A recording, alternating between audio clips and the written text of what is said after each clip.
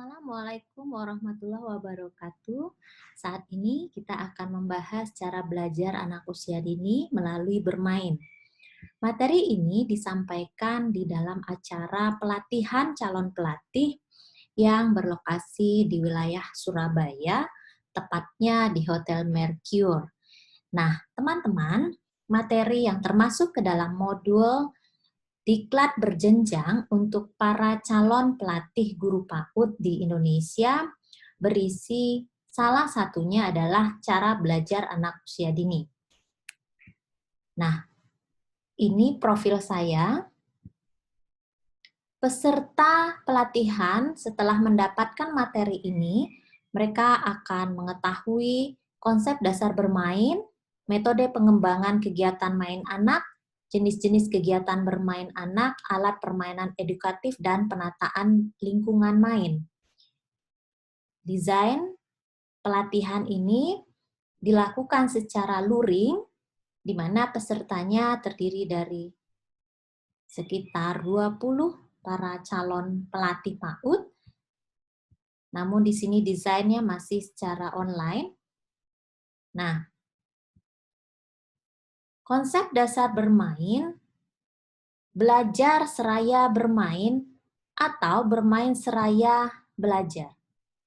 Apa pendapat Anda? Mari kita lihat beberapa teori, yakni dari Jean Piaget, mengatakan bahwa bermain adalah kegiatan yang dilakukan berulang-ulang demi kesenangan. Nah, Elizabeth Harlock mengatakan bermain adalah kegiatan yang dilakukan untuk kesenangan yang ditimbulkan tanpa mempertimbangkan hasil akhir. Nah, Vygotsky mengatakan kegiatan untuk meningkatkan perkembangan kognitif dan bahasa melalui interaksi aktif dengan lingkungan. Dan seterusnya, Hebb dan Turner mengatakan bermain adalah kegiatan mengungkapkan pikiran dan perasaan anak.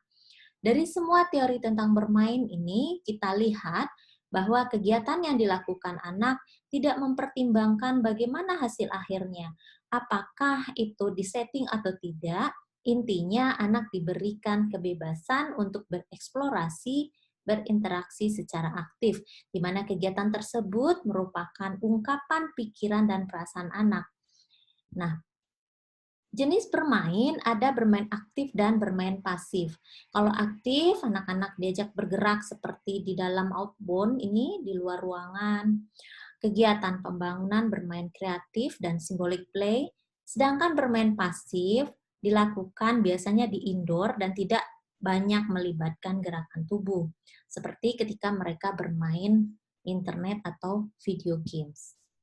Jenis bermain ada fungsional, konstruksi, bermain peran, dan bermain dengan aturan. Macam-macam jenis ini kita bisa lihat ya dari sisi gambar di samping, ini menggambarkan jenis-jenis permainan tersebut. Nah, materi berikutnya, metode pengembangan kegiatan main anak. Ada metode bernyanyi, gerak dan lagu, bercerita, atau mendongeng. Nah, teman-teman, berikutnya slide-slide. Setelah kita melihat metode-metode tersebut, ada juga alat permainan edukatif untuk anak usia dini. Kita akan coba mempercepat slide-nya saja. Kita fokus pada bentuk-bentuk permainan yang ada. Nah, teman-teman, kita melihat bagaimana kita mendesain lingkungan belajar anak yang berbasiskan alat permainan edukatif. Kalau kita melihat di sini, ada contoh-contoh yang diperlihatkan bagaimana kita memanfaatkan alat-alat atau media yang ada di sekitar kita. Misalnya, kita lihat di sini ada berbagai macam ya alat-alat permainan edukatif itu segala sesuatu yang dapat digunakan sebagai sarana atau peralatan untuk bermain yang mengandung nilai edukatif dan dapat mengembangkan seluruh kemampuan anak. Jadi apapun itu kategori APE yang kita lihat di dalam gambar ya ada kayu, ada sisa-sisa daun. Konsepnya kategori API mengenal konsep dasar, melatih problem solving, merangsang kreativitas, melatih ketelitian, dan ketekunan, serta multifungsi.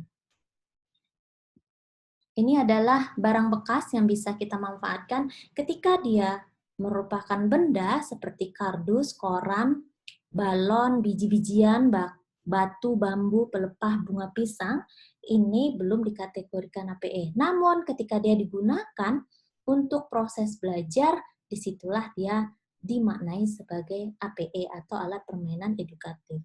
Ini mungkin kita melihat di sekitar barang-barang seperti ini ya. Banyak sekali tutup botol, ada biji-bijian batuan, kulit kerang. Ya, ini semua bisa kita pergunakan untuk alat permainan edukatif. Nah, penataan lingkungannya kita sesuaikan dengan tips keluarkan barang yang tidak perlu. Keluarkan meja yang tidak terpakai. Jika membutuhkan rak, maka buatlah rak tergantung yang mudah dijangkau anak. Beberapa kegiatan main dilakukan dengan menata di lantai. Tas dapat digantung, pastikan ventilasi udara cukup baik, dan pencahayaan dalam ruangan cukup terang. Seperti itu teman-teman. Sampai jumpa di edisi berikutnya. Terima kasih. Assalamualaikum warahmatullahi wabarakatuh.